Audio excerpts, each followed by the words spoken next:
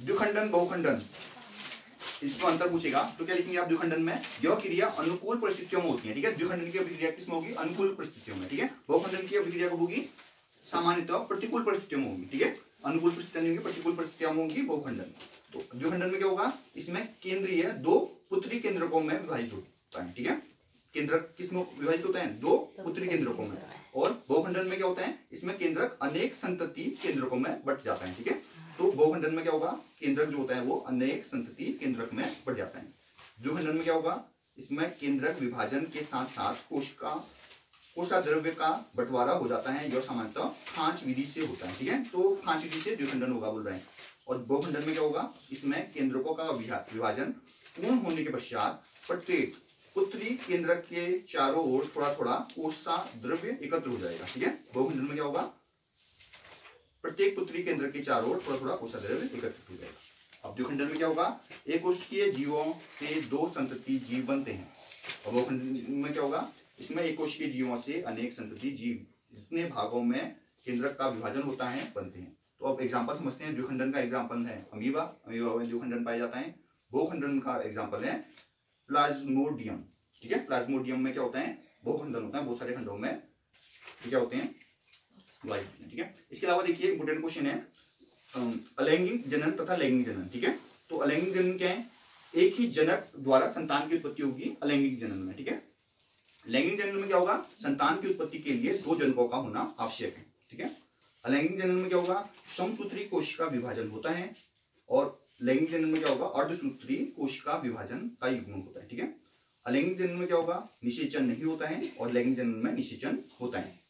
अलैंगिक जनन में क्या होगा, संतान पूर्णतः जनक के समान गुणों वाली होती है। और लैंगिक में क्या होगा, संतान में दोनों का जनकों के गुण पाए जाते हैं, ठीक है। तो क्लियर है, ये इंपोर्टेंट क्वेश्चन है, ठीक है।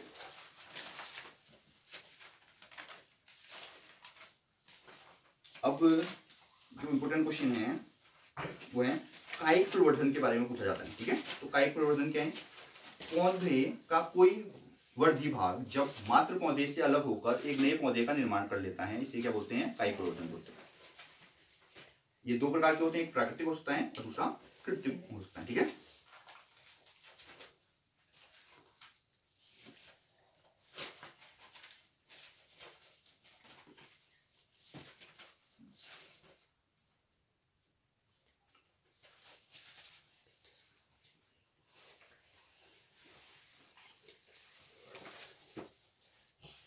अब बोलेगा स्त्रियों में निषेचन कहां होता है, तो डिंब वाहिनी नली में होगा, ठीक है।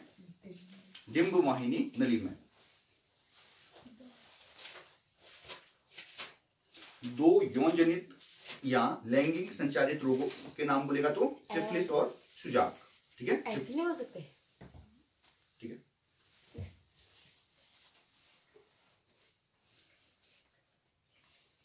अब बोलेगा गर्भ निरोधक गोलियों में कौन से हार्मोन पाए जाते हैं, तो गर्भ निरोधक गोलियों में एस्ट्रोजन तथा प्रोजेस्टेरोन हार्मोन निश्चित मात्रा में पाए जाते हैं, लिखना होगा। दो जीवों के नाम लिखिए जो उत्पन्न होते हैं मुकुलन द्वारा और बीजाणु द्वारा। तो मुकुलन द्वारा जो उत्पन्न होते हैं वो हाइड्रा और स्पंज हैं, और बीजाणु द्वारा अमीबा और यूरोथ्रिक्स हैं, ठीक है। अब एक लिंगी और उभयलिंगी पुष्पों का उदाहरण बोलेगा, तो एक लिंगी पुष्प है मक्का और पपीता, उभयलिंगी पुष्प है मकोई और मटर।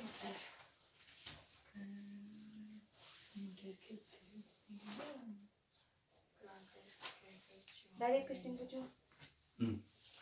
वो क्या था, एचआईवी का संक्रमण नहीं, उसको किससे नापते हैं, एचआईवी को किससे नापते हैं, हाँ वो जो होता है मशीन, एचआईवी को मशीन कहाँ से आ गई, एचआईवी या एड्स था, तो मशीन नहीं है और उसके कैसे करने वाला वो एलिसा मेथड है, एक एलिसा मेथड होती है जिससे हम क्या होता है पहचान करते हैं कि उसी से पता चलता है कि एड्स है क्या नहीं होते, ठीक है। एलिसा विधि बोलते हैं, ठीक है। कुछ एक टेस्ट होता है, नापते नहीं है, ब्लड प्रेशर वगैरह नहीं है ना वो।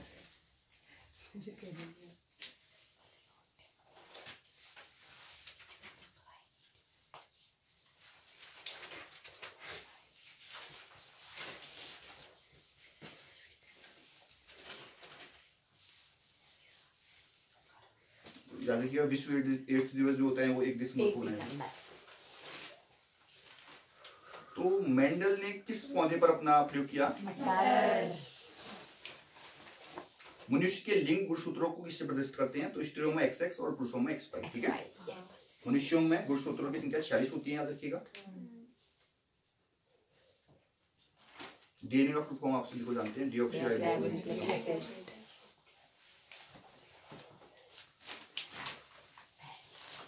तो ये पूछ सकता है कि डीएनए की संरचना का द्विकुंडलीय मॉडल किसने प्रस्तुत किया? तो वॉटसन और क्रिक, ठीक है। वॉटसन और क्रिक ने प्रस्तुत किया था, ठीक है। वॉटसन और क्रिक, क्रिक क्रिक और क्रिक, हाँ क्रिक या क्रिक, क्रिक क्रिक और क्रिक। ये इंपोर्टेंट है भाई। मानव में बच्चे का लिंग निर्धारण डायग्राम बना के कर लीजिएगा, है ना। तो फिर आगे जो इंपोर्टेंट है तो क्षमता का मात्रक लेंस की क्षमता डायोप्टर होता है। दर्पण सूत्र पता होना चाहिए आपको, यू वी और एफ को क्या क्या होते हैं ये पता होना चाहिए आपको, ठीक है। लेंस सूत्र पता होना चाहिए, न्यूमेरिकल आस्पेक्ट है इसमें बेस, हाँ ये पता कर लूंगा। आवर्धन निकालना पूछ सकता है, ठीक है। ये इंपोर्टेंट है कि मानव नेत्र वस्तु का प्रतिबिंब किस भाग में बनाता है? डिस्ट्रीब्यूटर रेटिना में, ठीक है।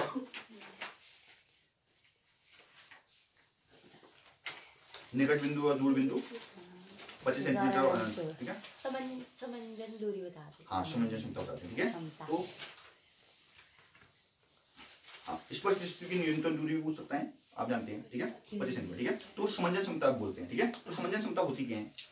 जो हमारे जो आंखें ना कभी उजाले में जाती हैं तो क्या होती है? छोटी हो जाती हैं, फोकस दूरी कम हो जाती है ना। अंधेरे में कम हो जाती है तो आंखें ज्यादा खुलती है, ठीक है। फोकस दूरी क्या होती है? बढ़ जाती है। तो हमारी फोकस दूरी को समायोजित करने की क्षमता को ही हम समंजन क्षमता बोलते हैं, ठीक है। तो जब नेत्र अनंत पर स्थित किसी वस्तु को देखते हैं या दूर की कोई वस्तु को देखेगा तो नेत्र पर गिरने वाली समांतर किरणें नेत्र लेंस द्वारा रेटिना पर फोकसित होती है। नेत्र को वस्तु स्पष्ट दिखाई देती है। इस स्थिति में मांसपेशियां क्या हो जाती हैं? ढीली हो जाती है।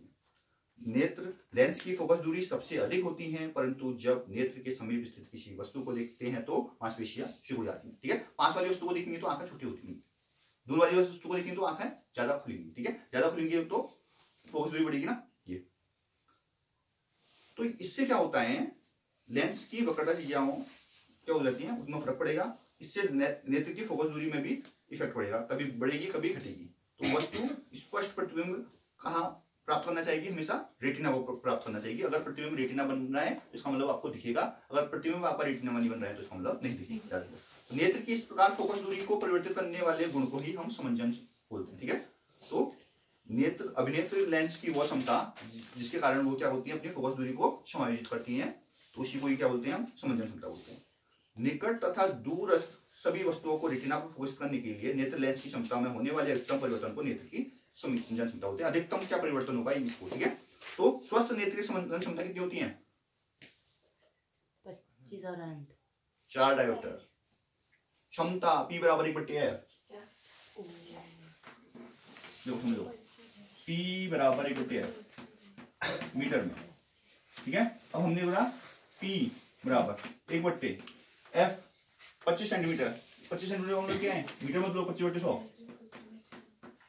ऊपर एक भिन्न होगा तो क्या होगा? 100/25, 25 चक्को 100, 4 डायोप्टर कितनी होगी?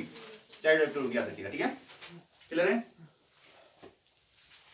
निकट दृष्टि दोष दूर दृष्टि दोष आप कर लेंगे।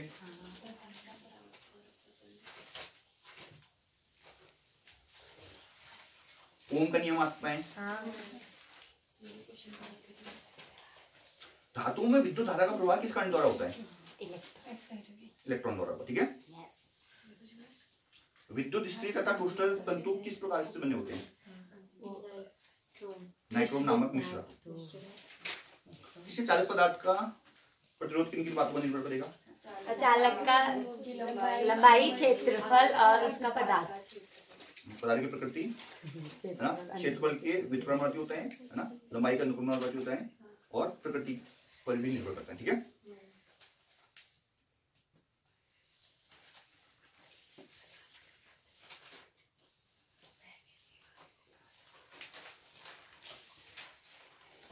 एक ये श्रेणी क्रम समांतर क्रम बेस्ड क्वेश्चन पूछ सकता है, जैसे कि पूछ सकते हैं आपसे कि विद्युत संचरण के लिए प्राय कॉपर तथा एल्यूमिनियम के तारों का उपयोग क्यों करते हैं? क्योंकि ये अच्छे चालक होते हैं। ठीक है, सबसे अच्छे चालकों का नाम आता है चांदी का, फिर आता है कॉपर का, तांबा का, फिर उसके बाद आता है एल्यूमिनियम का। ठीक है, तो चांदी बहुत ही महंगी है और कम मात्रा में उपलब्ध है। ठीक है, इसलिए अपन क्या करते हैं, तांबे का उपयोग करेंगे। ठीक है, तो और एल्यूमिनियम का उपयोग करेंगे। ये पूछ सकते हैं कि घरेलू विद्युत परिपथ श्रेणी क्रम का उपयोग क्यों नहीं किया जाता है? ठीक है, पहले तो याद रखिएगा जो घरेलू विद्युत परिपथ होते हैं उनमें कैसे क्रम होता है, समांतर। श्रेणी क्रम में नहीं करते हैं। क्यों नहीं करते हैं? क्योंकि उसमें अगर जलाएंगे तो सारे उपकरण साथ जल जाएंगे। अगर एक स्विच ऑन करेंगे तो सारे बल्ब एक साथ जलेंगे, अगर ऑफ करेंगे तो सारे स्विच मतलब इंस्ट्रूमेंट सारे ऑफ हो जाएंगे। ठीक है, और दूसरा इच्छा अनुसार आप किसी को ऑफ या ऑन नहीं कर सकते हो। क्लियर है? और अगर जितने ज्यादा इंस्ट्रूमेंट चलाओगे उतनी डिम लाइट हो जाएगी आपकी। समझ में आया? लिख लोगे? हाँ। तो क्या होता है कि वो प्रतिरोध क्या होते हैं, ऐड होते रहेगा ना, प्रतिरोध होगा तो ऐड होगा तो फिर आपका लाइट मतलब कम हो जाएगी, प्रकाश कम हो जाएगा। ठीक है, और क्योंकि इसमें इलेक्ट्रिक बराबर होती है धारा, ये वो लिख सकते हैं। विद्युत धारा समान देती है, ठीक है, क्योंकि अगर उसको अगर तुम वो चेंज करोगे ना, प्रतिरोध अगर चेंज होगा तो वो विद्युत धारा में इफेक्ट पड़ जाएगा, फिर उसमें इम्पैक्ट पड़ेगा। समझ लो। अब बोलेगा कि विद्युत लैंप में टंगस्टन नामक मिश्र धातु का उपयोग क्यों करते हैं? टंगस्टन की क्यों बनाए जाते हैं विद्युत लैंप के तंतु? तो विद्युत लैंप के बल्ब के आगे जो लगे होते हैं गलना हो जाता है। दूसरा, उसके पतले पतले तार बनाए जा सकते हैं। ठीक है, बहुत पतले तार बना सकते हो आप उसके, और कितना होता है, लगभग 3400 के अराउंड डिग्री सेंटीग्रेड उसका गलना होता है। ठीक है, टंगस्टन का। अब एमआरआई का फुल फॉर्म पूछ सकते हैं, चुंबकीय अनुनाद प्रतिबिंबन।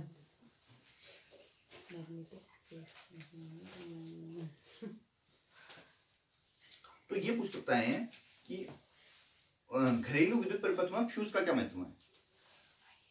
जब एकाएक मतलब धारा बढ़ जाएगी आपकी, है ना, तो क्या हो जाएगा, वो पूरा इंस्ट्रूमेंट आपके वो दिक्कत ना है, वोल्टेज वगैरह में इफेक्ट ना है। ठीक है, तो घरेलू जो विद्युत परिपथ होते हैं अनावश्यक रूप से विद्युत धारा के प्रभाव को रोकता है। ठीक है, अगर ज्यादा विद्युत धारा आ जाती है ना, एकदम बढ़ जाता है ना वोल्टेज, क्या होगा, दिक्कत नहीं आएगी, फूक जाएंगे अंदर के इंस्ट्रूमेंट महंगे महंगे। तो अगर ज्यादा आती है तो ये फ्यूज रोक देता है, फ्यूज वहीं से रुक जाएगा, फ्यूज उड़ जाएगा ना, उड़ जाएगा तो आगे आपके इम्पैक्ट नहीं बढ़ेगा, फ्यूज उड़ेगा। फ्यूज तो सस्ते में लग जाता है, कम रेट में लग जाता है, 20-30 रुपए में फ्यूज चेंज हो जाता है। ठीक है, घरेलू जो विद्युत परिपथ में अनावश्यक रूप से उच्च विद्युत धारा के प्रभाव को रोकता है। फ्यूज उपयुक्त गलनांक की मिश्र धातु का टुकड़ा होता है जिसे परिपथ में श्रेणी क्रम में जोड़ता है। फ्यूज को कहाँ जोड़ते हैं, श्रेणी क्रम में। ऐसे अमीटर को भी श्रेणी क्रम में जोड़ते हैं, याद रखिएगा ना। ताप वृद्धि पर वह क्या होगा, बिगड़ जाएगा और क्या होगा, परिपथ